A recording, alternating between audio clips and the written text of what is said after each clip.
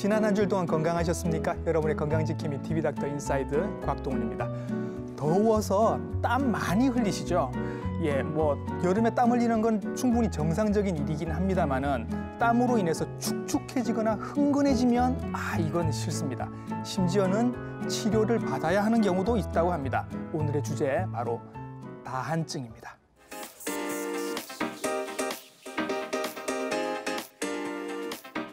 다른 사람의 손을 잡는 것도 꺼려지고 뭔가 필기를 하면 종이가 젖고 마루바닥을 걸을 때는 발자국 도장이 자꾸 찍힙니다. 참 불편하시겠죠? 심지어는 대인 기피증이 생기고 우울증까지 생길 수 있다고 합니다. 자, 이렇게 불편하고 문제가 될 수도 있는 다한증 어떻게 치료하는지 이분께 여쭤보도록 하겠습니다. 오늘의 친절한 닥터는 바로 이분입니다.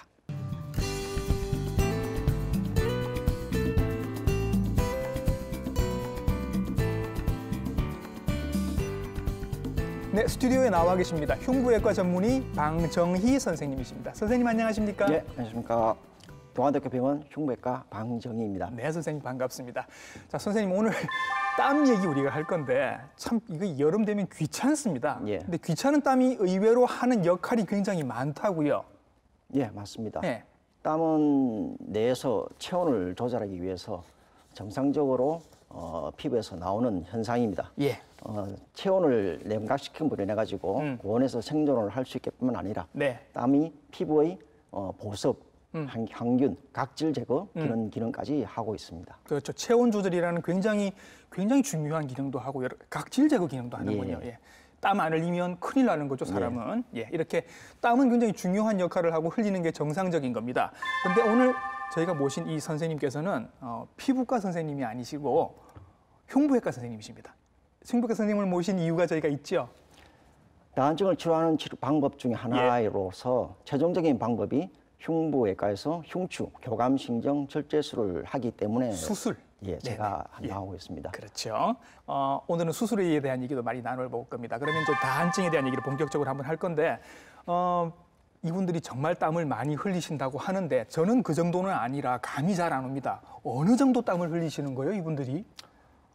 일상적으로 생활하는데 상당한 지장을 주게 되는 거죠. 네. 보통 정상적으로 정상적인 사람이 땀의 배출량이 1리터 정도인데 이분들은 그렇게 많아요? 1리터나 돼요, 우리도? 그 사람들의 보통 서너 배 이상 이상을 배출함으로 인해 가지고 상당한 장애를 일으킵니다. 예. 특히 요즘 스마트폰 또는 컴퓨터 자판 시 땀이 흘러 들어가든지 대중교통 이용하는 경우 손잡이를 잡는다든지 문을 열 때 도어에 땀이 묻어난다든지 이런 것 때문에 상당한 지장을 주게 되죠.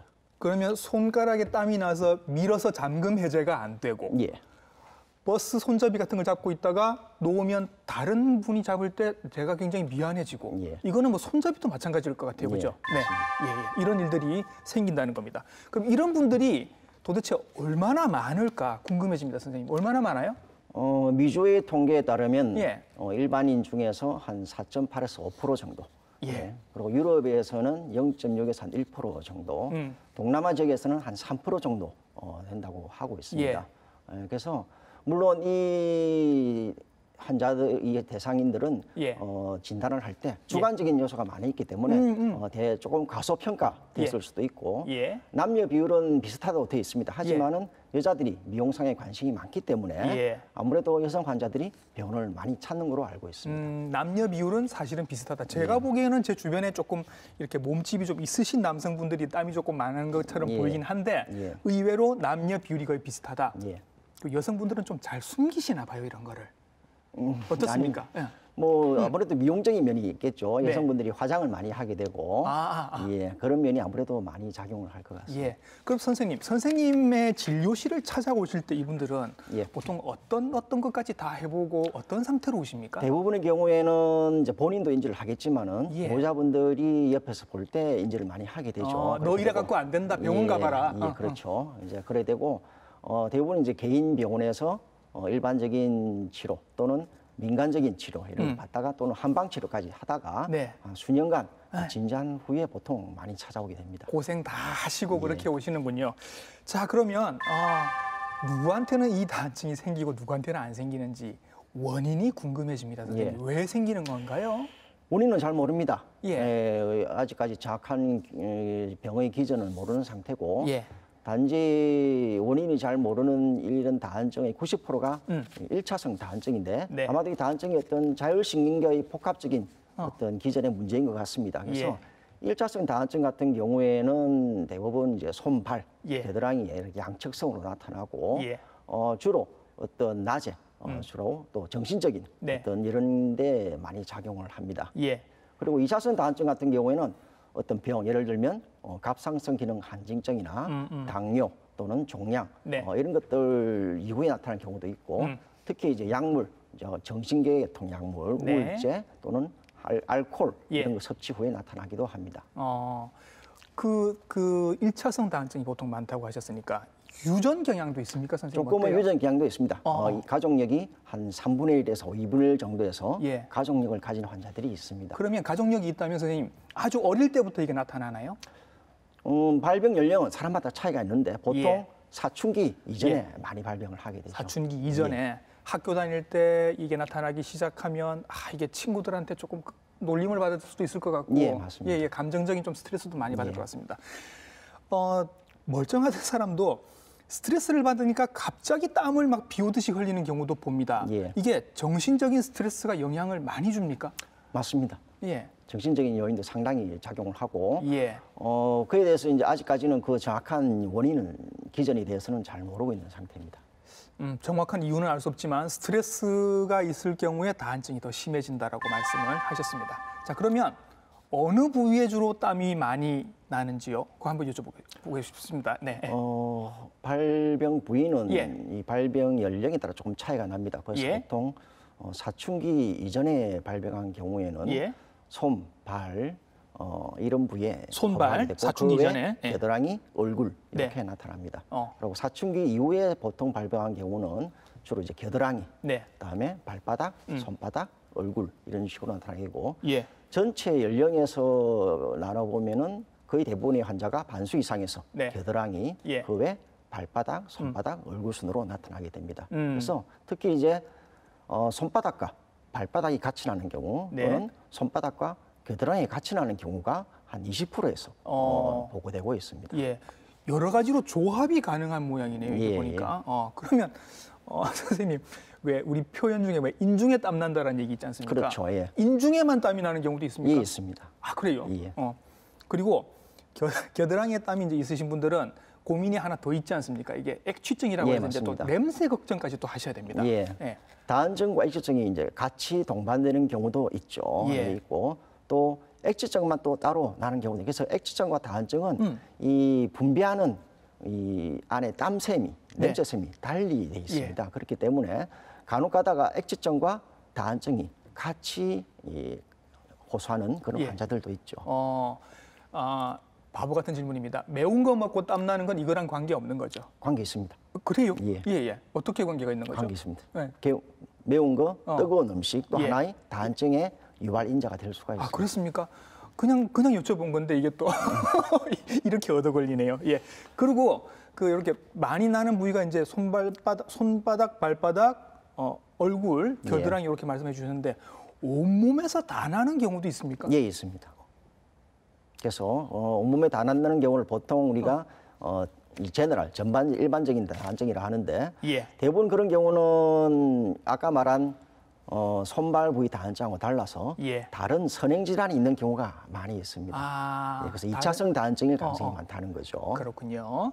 자, 조금 아리까리 하실 수 있을 것 같습니다. 내가 다한증인지 아닌지 이럴 때 쓸 수 있는 자가 진단 한번 해볼게요. 자, 선생님 자가 진단 한번 해보죠. 자가 진단을 할 수 있는 방법은 예. 첫 번째, 긴장하거나 많은 사람이 이목이 집중되면 땀이 많이 나는 경우. 그럴 것 같은데. 네. 두 번째, 한 번 땀이 나면 예. 멈추지 않고 계속 나는 경우. 예. 세 번째, 얼굴에 땀이 많이 나서 화장할 때 불편하거나 땀 나는 것에 대해서 자주 생각하거나 걱정을 많이 하는 경우. 예. 땀 때문에 손수건이나 양말 또는 여분의 옷을 항상 준비하는 경우. 땀이 많이 나서 자주 옷을 갈아입고 목욕을 가장 자주 하는 경우. 예. 땀 때문에 옷이나 양말, 신발 등이 빨리 변색이 되는 경우. 네. 땀을 적게 내기 위해서 자기만의 일정한 시간을 따로 투자하는 경우. 예. 땀 때문에 일상생활이나 직업에 영향을 미치는 경우, 땀 때문에 뭔가 여행을 가거나 이런 계획을 바꾼 경험이 있는 경우, 땀 때문에 억제제나 바디용품 등을 구매한 경우, 이런 경우에 위에 말한 이런 여러 가지 사항 중에서 네. 2가지 이상이 해당된다면은 다한증을 의심해 볼 수가 있습니다. 선생님, 저 2개 되는데요. 야, 이게 여기서 2개만 해결이 돼도 해당이 돼도 다한증을 한번 의심해 보실 수 있다고 얘기를 하십니다. 자, 그리고 이게 또 한 가지 조금 걱정스러운 얘기가 있는데 뭐냐면 다한증이 있는 분들이 심내혈관 질환의 위험도가 조금 높다. 저는 처음 듣는 얘기인데 약간 무서운 얘기입니다. 이게 무슨 얘기인가요? 보통 2차성 다한증 같은 경우에 심내막염이나 심기능 부전증 이후에 다한증이 생기더라 하는 것은 학회 보고가 되고 있습니다. 그런데 이 다한증이라는 결국 이제 교감신경의 기능이 항진이 된 거고, 결국 이제 교감신경이 항진이 되면은 여러 가지 심장이나 말초혈관에 영향을 미치게 됩니다. 그래요? 특히 몸에 있는 여러 가지 레닌, 안지오텐신, 알도스테론 시스템의 활성화나 혈소판이 응집이 된다든지 말초혈관이 수축이 된다든지 이런 걸로 인해 가지고 결국 심기능 부전이 진행이 되고 동맥경화가 서서히 진행할 수가 있습니다. 그래서 이론적으로는 어떤 심내혈관에 영향을 미칠 수가 있다고 할 수 있죠. 그리고 최근에 학회 보고된 연구에서도 다한증을 가진 환자에서 심내혈관의 빈도가 높더라 하는 그런 거를 보고를 하고 있습니다. 그래서 이 문제는 앞으로 좀 더 선별적으로 환자분을 추적해봐야 알 수가 있을 것 같습니다. 아까 말씀하실 때 보통 사람은 한 1리터 정도 하루에 땀을 흘리는데 이분들은 3리터, 4리터를 흘린다고 하면 3리터, 4리터의 물을 마셔줘야 될 텐데 이분들이 그러지 않을 가능성이 많죠. 대부분 이제 그런 거를 본인이 어느 정도는 하고 계세요. 그게 안 된다 그러면 탈수가 생겨서라도 심내혈관 문제가 생길 수도 있을 것 같습니다. 그죠? 자, 다한증 조금 연세 있으신 분들 중에는 내가 평생 이렇게 살아왔는데 뭐 그다지 치료를 해야 하느냐라고 여쭤보시는 분들도 있을 거거든요. 치료를 선생님 이게 꼭 해야 하는 건가요? 다한증의 경우에는 물론 개인마다 조금 차이는 나겠죠. 하지만은 땀이 남으로 인해 가지고 특히 이제 젊은 연령의 경우에는 어떤 자기 개인 생활이나 직장 생활 또는 취미 생활에 상당한 장애를 초래하는 경우가 있습니다. 그렇죠. 그래서 그로 인해서 심리적으로 우울감 또는 자신감 상실 또는 자존감 저하된다든지 이런 문제가 있고 이 다한증 환자의 50%에서는 어떤 정신적인 불안증, 우울증을 호소를 합니다. 또 어느 보고에서는 63%에서는 나의 삶이 불행하다라고까지 이야기를 하고 있습니다. 그렇기 때문에 특히나 활동기의 젊은 층이라면은 다한증에 대한 치료는 적극적으로 고려를 해봐야 된다고 봅니다. 뭐 이게 이 병으로 인해서 뭐 죽고 살고 하는 건 아니지만 불편하시고 이걸로 인해서 뭐 우울하기도 하고 사회생활에 문제가 있다 하면 치료를 받으시는 게 좋겠다. 근데 그렇지 않다면 나는 평생 잘 살아왔고 아직도 문제가 없다고 하면 그러면 치료를 안 받으셔도 되는 건가요? 그렇죠. 네. 그리고 또 하나 여쭤보고 싶은 게 선생님. 사춘기 때, 아까 사춘기 때 이렇게 발병할 수 있다고 하셨으니까 그렇게 사춘기 때 확 이게 다한증이 심해졌다가 그냥 놔뒀더니 성인이 돼서 좋아졌다. 뭐 그런 경우도 있습니까? 드물게는 있습니다. 그래서 이 다한증의 원인을 아직 잘 모른다고 했죠. 그래서 왜 생기는지 모릅니다. 하지만은 일단 제일 활동이 많은 사춘기, 학생기, 청년기 때 많이 발병하고 이 환자들이 과연 놔두면 어떻게 되느냐 아직 잘 모릅니다. 나이가 들어서 부위가. 근데 저희 경험상으로 봤을 때는 나이가 들면은 여러 가지 몸에 변화가 생기죠. 그렇기 때문에 아마도 부위가 조금씩 바꾸는 이런 경향을 보이는 것 같습니다. 땀이 나는 부위가 점점 바뀌기도 한다. 그렇죠. 그래서 그 바뀌는 부위 또는 땀의 양 정도 이런 게 조금씩은 변화도 있고 감소하더라 하는 거는 제가 경험을 해봤습니다. 그래요? 나이 먹으면서 바뀔 수도 있다고 합니다. 자, 보통은 병원에 가실 때 이제 뭐 심각하고 굉장히 본인이 불편하실 때니까 가실 때인데 굳이 이 상태에서 검사가 또 필요할까라는 생각도 해봅니다. 근데 검사를 하신다고 그러더라고요. 맞습니다. 다한증으로 오시는 분은 일단 제일 중요한 거는 제가 손을 잡으면 금방 압니다. 그렇죠. 손을 잡으면 이분은 심하구나. 이 정도 심한 경우라면은 분명히 일상생활에 문제가 있구나. 보통 이제 그렇게 경우라면은 어떤 치료를 권유를 하게 되죠. 하게 되고 일반적으로 우리가 이제 환자들을 이렇게 병원에 왔을 때 네. 자료로 이런 걸 정리하기 위해서라도 기록을 남겨놓게 되는데 그에 맞춰서 우리가 보통 외국의 어떤 카나디안 다한증 학회에서 공부하는 여러 가지 분류표가 있습니다. 분류표가 있어요. 그래서 거기에서 점수화해서 1점부터 4점까지 1점은 정상, 4점은 아주 심한 경우로 해서 점수화해서 환자를 분류하는 경우도 있습니다.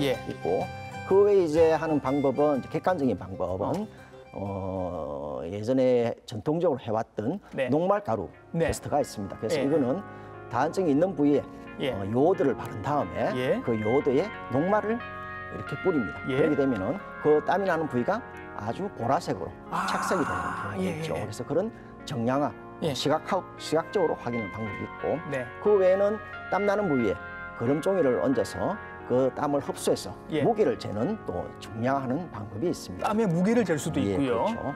그다음에 이제 요즘 이제 건강 검진에서도 많이 하지만은 적외선을 이용해서 전신 체열 측정하는 방법이 있습니다. 그래서 체열의 변화를 보고 다한증이 있구나 없구나 하는 방법. 그 외에 이제 요즘은 이제 학회에서도 많이 하는 교감신경, 피부 반응도를 측정하는 그런 방법도 있습니다. 자, 이렇게 해서 이제 다한증 진단을 받으면 치료를 하실 텐데 치료가 생각보다 굉장히 다양합니다, 선생님. 어떤 치료들이 있죠? 일반적인 다한증 환자들이 가장 먼저 접하는 게 우리 일반적인 약국이나 편의점에 가면 흔히 구할 수 있는 이 발한 억제제가 있습니다. 그래서 이 발한 억제제를 피부에 도포하면은 이 발한 억제제가 피부에 땀샘을 막음으로 인해 가지고 땀의 생성을 막아주는 그런 효과가 있죠. 바르는 건 거죠? 그렇죠. 이거는 선생님 데오도란트랑은 다른 거죠? 그렇습니다.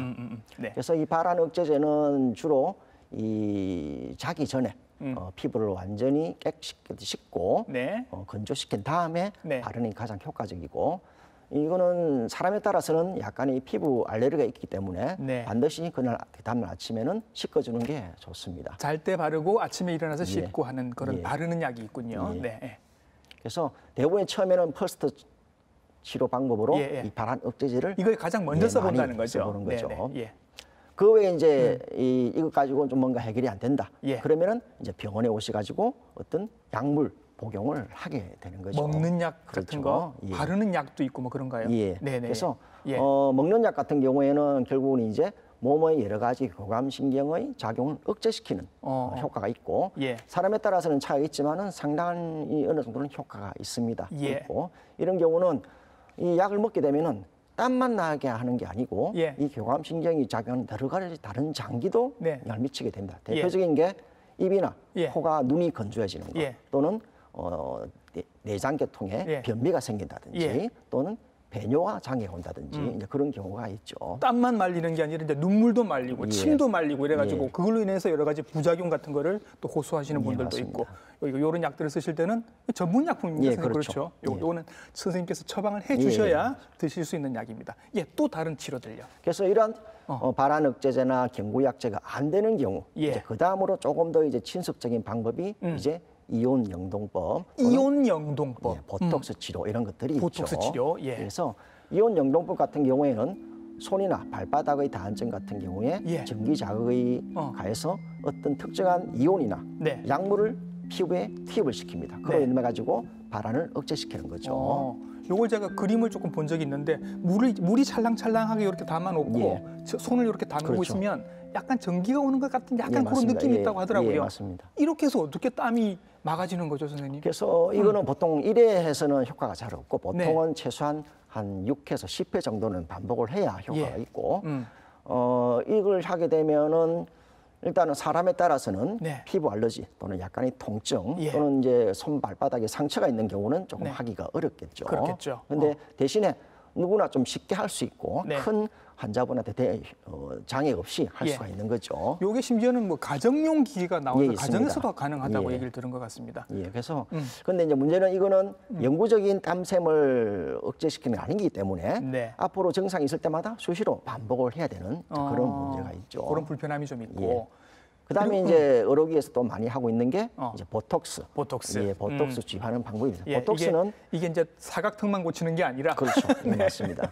그래서 이 보톡스가 피하에 주입해서 이 땀샘의 분비를 억제시키는 그런 역할이 있습니다. 근데 문제는 이 보톡스가 약간의 주사 시 통증이 있다는 주사니까 통증이 있고 그다음에 시간이 좀 지남에 따라서 네. 이 보톡스에 대한 어떤 항체 반응으로 인해서 네. 효과가 좀 떨어지는 그런 단점이 있죠. 그래서 예. 이 영동법이나 보톡스는 둘 다 영구적인 치료 방법이 아니기 때문에 결국은 예. 증상이 있으면 또 다시 반복을 해야 된다는 이제 그런 문제가 있는 거죠. 그런 게 조금 불편하시기도 할 것 같고 예. 비용 문제도 좀 있을 예. 것 같고. 예, 맞습니다. 그래서 이제 또 겨드랑이 쪽 땀샘에 땀이 많이 나시는 분들은 뭐 이렇게 뭐 무슨 파장 같은 걸 쏴가지고 예, 이렇게 맞습니다. 땀샘을 부순다는 그래서 얘기도 이제 들은 것 같습니다. 마이크로웨이브를 쏴서 예. 땀샘을 완전히 분해시키는 이제 그런 방법이 있습니다. 이건 그래서 거의 영구적이겠죠. 그렇죠. 영구적으로 땀샘을 제거를 하고 예. 그다음에 이 보고에 따르면 이 방법은 보상성 다항증도 거의 없는 아주 좋은 방법으로 보고를 하고 있습니다. 네. 근데 이것도 역시 결국은 피부에 열을 가하기 때문에 네. 피부 조직의 어떤 손상, 예. 또는 통증 또는 예. 피하에 피가 찬다든지 예. 이런 문제가 있겠죠. 그래서 이거는 앞으로 해온 지가 얼마 안 됐기 때문에 예. 좀 더 경과를 지켜봐야 될 것 같습니다. 이 방법은 선생님 겨드랑이에만 쓰나요? 아니면 손발바닥에도 쓸 수 있습니까? 손발바닥 쓸 수는 있는데 예. 아무래도 이게 열을 가하기 때문에 네. 시술하는 과정에서 환자에 따라서는 막 불편함 또는 예. 심한 통증이 호소할 수가 있겠죠. 예. 그래서 이거는 앞으로 아마 좀 더 좀 진행을 봐야 되지 않나 봅니다. 자, 이렇게 여러 가지 방법들이 있고 또 이 방법과 다른 이제 수술하는 방법이 있습니다. 사실 이 방법이 선생님이 제일 많이 하시는 예. 방법이라서 이걸 좀 설명을 해주시죠. 예. 네. 결국 이제 저희 과에서 하는 흉부외과에서 하는 그 교감신경 절제술이 가장 최종적인 다한증의 치료 방법이 되겠습니다. 그래서 네. 이거는 결국 전신 마취 하에 예. 흉곽경을 이용해서 흉추 옆에 위치한 교감신경의 일정 부위를 절제해주는 그런 시술이 되죠. 네. 이 시술은 결국 전신 마취를 해야 되고 네. 입원이 필요하다는 그런 단점이 있습니다. 하지만은 효과 면에서는 네. 거의 기존까지 다른 방법에 비해서 아주 탁월한 예. 효과를 보여주고 있고 거의 90% 이상에서 네. 수술 후에 그 국소 부위 다한증이 네. 없어지는 것을 보여주고 있습니다. 예. 그래서 이 시술은 보통 특별한 어떤 그 위험도가 없기 때문에 예. 양쪽 수술을 하는데 1시간 이내로 끝나게 되고 보통 입원 기간도 뭐 2, 3일 내로 예. 입원이 끝나죠. 그리고 일상적인 생활도 예. 일주일만 지나면은 거의 정상화된다고 보고 있습니다. 제가 알기로는 옆구리 쪽으로 이렇게 들어가서 예, 맞죠? 그 뒤에 있는 신경들을 양쪽으로 자른다. 예. 시간도 굉장히 짧고 예. 하지만 전신 마취는 필요하다. 예, 그렇죠. 그런 수술이 되겠습니다. 그러면 선생님 이게 힘든 분들은 굉장히 힘든 상태에서 와서 수술까지 받으시는 건데 선생님 이거 보험 적용됩니까? 보험 적용됩니다. 아 그래요? 예. 다행이네요. 예. 그럼 앞에 선생님 말씀하신 여러 가지 약들 뭐 바르는 거 초단파 이런 거 말씀하셨는데 예. 그런 것들도 보험 적용이 가능한가요? 아직은 보험이 적용되는 부위도 있고 예. 안 되는 부위도 있습니다. 그래요? 예, 알겠습니다. 수술 받은 다음에 아프다. 계속 아픈 게 남아있다라고 얘기하시는 분도 있습니다. 예. 이런 경우가 많습니까? 이제 수술 후에 보통 이제 수술 그 흉곽경 부위가 통증을 호소하는 경우가 있습니다. 그래서 예전에는 흉곽경이 직경이 한 1cm, 1.2cm 정도 아주 컸습니다. 그러다 네. 보니까 그 흉곽경이 늑간 사이로 들어가면서 이래서 주변 조직이나 신경을 압박을 합니다. 그래서 예. 그로 인한 통증을 많이 호소했는데 예. 요즘은 흉곽경이 거의 3mm 예. 이 정도이기 때문에 거의 이제 통증을 호소를 하질 않죠. 거의 통증은 수술 후 통증은 거의 없다라고 말씀을 해주셨습니다. 기쁜 소식이네요. 자 이제 이 얘기를 해야 합니다, 선생님. 다한증 수술하면 거의 모든 분들이 이구동성으로 여쭤보시는 게 이게 보상성 다한증. 예. 그러니까 이제 여기는 땀이 안 나는데 딴 데서 땀이 난다라는 얘기를 많이 예. 하신단 말입니다. 요거를 좀 설명을 해주셔야 할 것 같습니다. 보상성 다한증은 사실은 특정 부위의 신경의 흐름을 차단함으로 인해서 네. 다른 부위의 신경 흐름이 많아지는 것은 정상적인 과정이기 때문에 예. 거의 대부분의 환자에서 나타납니다. 예. 나타나고 물론 정도나 부위는 조금씩 다릅니다. 네. 다르고 그 중에서도 한 3분의 1 정도에서는 아주 심각한 보상성 다한증을 호소를 네. 하죠. 그래서 이 보상성 다한증을 아직 잘 모릅니다. 예. 그래서 이거를 없애기 위해서 지금까지 수술 방법도 조금씩 변화가 많이 있었고 예. 하지만은 결국 다한증의 원인이 모르기 때문에 보상성 다한증이 어느 환자에게 어느 정도 생기는지는 아직 잘 모르는 상태가 있는 거죠. 그래요? 그래도 꽤 많이 나타나기는 한다라는 말씀이신 예. 거죠. 그러면 선생님께서 수술하시기 전에 환자분한테 이 얘기를 하실 거란 말이죠. 예. 미리 보상성 다한증이 예. 생길 수 있습니다라고 얘기하면 그러면 환자분들은 그래도 좋습니다 해달라라고 말씀하시나요? 아니면 그러면 저는 안 하겠습니다라고 하시나요? 예. 어떻습니까? 10명 중에 그런 이야기를 하게 되면은 예. 보통 한 7, 80%는 수술을 진행을 하죠. 그래도 하겠다. 예, 예. 그만큼 힘드시군요. 예, 그렇죠. 그러면 제가 잘 몰라서 선생님 하는 얘기입니다. 손바닥 땀이나 많이 나서 수술을 했는데 보상성 다한증으로 무릎에서 땀이 납니다. 그러면 무릎에 땀 나는 신경도 절단하면 안 되나요? 그러다면 결국 신경절제 부위가 너무 많아지겠죠. 예. 그러면 또 다른 부위에 또 보상성 다한증이 생길 위험이 다른 데 또 있겠죠. 생기는 거예요. 예. 그래서 아직까지 보상성 다한증의 치료 방법은 특별한 방법은 없습니다. 없는데 예. 일단은 보상성 다한증 줄이기 위해서 예. 수술 부위를 가능한 한 국소화된 예. 부위만 절제를 한다든지 또는 절제뿐만 아니라 절제하지 않고 그냥 클린만 물리해준다든지 해서 네. 신경 흐름을 차단시키는 그런 방법을 하기 때문에 예. 요즘은 이제 그런 방법 이후로는 보상성 다한증의 빈도가 예전보다는 좀 많이 좀 줄은 것 같습니다. 많이 줄었다. 예. 그래도 흔히 많이 그 환자들이 경험을 하게 되는 보상성 다한증 주로 어디 수술을 받았을 때 어디에 많이 나타나나요? 주로 이제 손 겨드랑이 부위 수술한 부위가 네. 보상성 다한증 오는 경우가 대부분 이제 체간부, 몸통. 예, 몸통, 허벅지, 예. 엉덩이 예. 이렇게 나타나죠. 허벅지 엉덩이 쪽이 땀이 많이 나면 오해를 받을 수도 있을 것 같아서. 예. 예. 근데 그분들의 대부분의 반응은 예. 손에 나는 것보다는 어. 체간부에 나는 거는 옷을 갈아입을 수가 있기 때문에 괜찮다. 차라리 이게 낫다. 예, 그렇죠. 네, 다한증에 대해서 여러 가지를 알아보고 있는데 일단 뭐 완치도 사실 쉽지 않고 보상성 다한증도 있고 치료 방법도 많고 이렇게 말씀들을 쭉 해주셨는데 그럼 조금 정리가 필요할 것 같습니다, 선생님. 일단 어떻게 하시는 게 좋을까요? 보상성 다한증 같은 경우에는 예. 아직 정확한 기전을 모르기 때문에 예. 사실은 아직까지도 완벽하게 치료할 수 있는 방법은 사실은 없습니다. 그래서 지금까지 말한 여러 가지 발한 억제제, 약물 또는 전기영동, 보톡스, 그다음에 고주파 치료, 그다음에 술적인 치료까지 네. 모든 게 왕도는 없다는 거죠. 예. 그래서 이거는 환자분의 어떤 여러 가지 정도, 그다음에 환자분이 이 치료에 대한 어느 정도 나는 이 정도 치료는 받아들일 수가 있을 것 같다는 어떤 수능도, 네. 그다음에 환자분의 어떤 그동안에 있던 다한증 알아왔던 시기 이런 예. 것들 모두 고려해서 예. 방법을 설명해야 되겠고, 그다음에 치료 과정에서도 여러 가지 이 다한증을 능가하는 어떤 부작용이 생길 수도 있기 예. 때문에 이런 문제는 환자분과 이 의료진이 긴밀한 네. 상의하면서 협조하에 치료를 진행해야 될 것 같습니다. 한 가지 방법으로 해결이 될 수 있는 게 아니고 예, 또 여러 그렇죠. 가지 방법들이 있고 환자들마다 상황이 다르기 때문에 케이스에 따라서 여러 가지를 조합해서 쓸 수 있다 이런 말씀을 하시는 것 같습니다. 그러면 제가 일단 한 가지 예를 한번 예. 들어보면 나는 4계절 다 괜찮은데 3계절 괜찮은데 여름에만 무지 힘들다.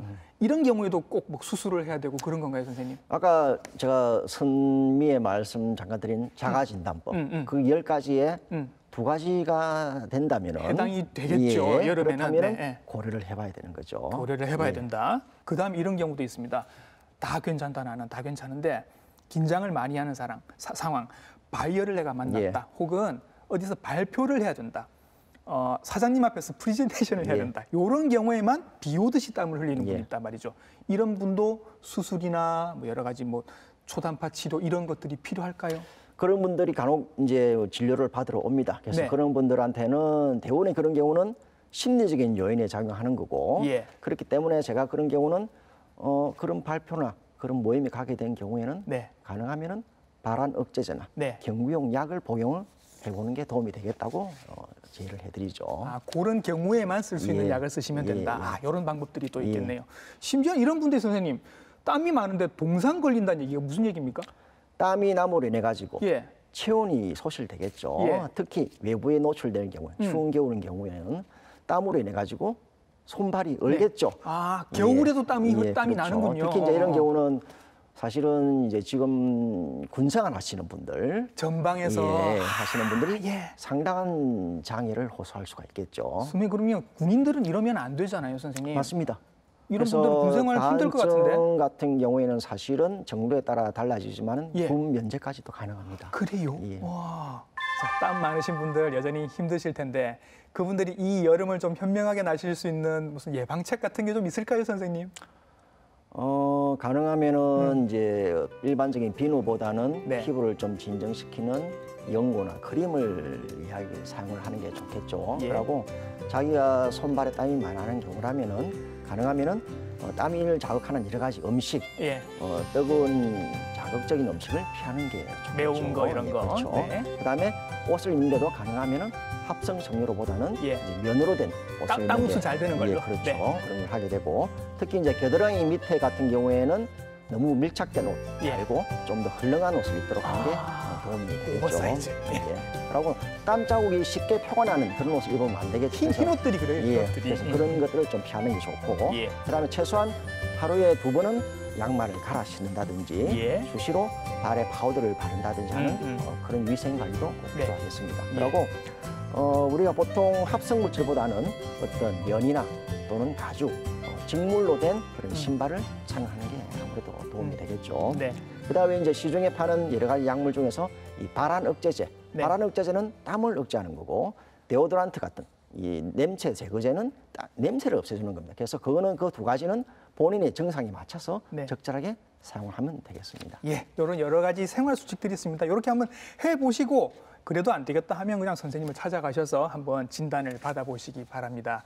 다한증에 대해서는 굉장히 오랜만에 다룬 것 같고 이 여름에 여러 고생하고 계신 분들이 굉장히 많을 것 같아서 오늘 준비를 했는데 원인부터 시작해서 치료까지 굉장히 많은 얘기들을 들어서 조금 머릿속이 좀 개운해진 것 같은 그런 느낌입니다. 오늘 다한증에 대해서 좋은 말씀 많이 해주셨습니다. 흉부외과 전문의 방정희 선생님과 함께했습니다. 선생님 고생 많으셨습니다. 예, 감사합니다. 남들은 잘 이해를 못하지만 나 혼자만 힘든 경우가 있습니다. 그런 경우에도 치료의 대상이 될 수 있다는 거 잊지 마시기 바랍니다. 오늘 보신 방송은 부산 MBC 홈페이지 그리고 유튜브 채널을 통해서 다시 보실 수 있습니다. TV닥터 인사이드 다음 주에 인사드리겠습니다. 감사합니다.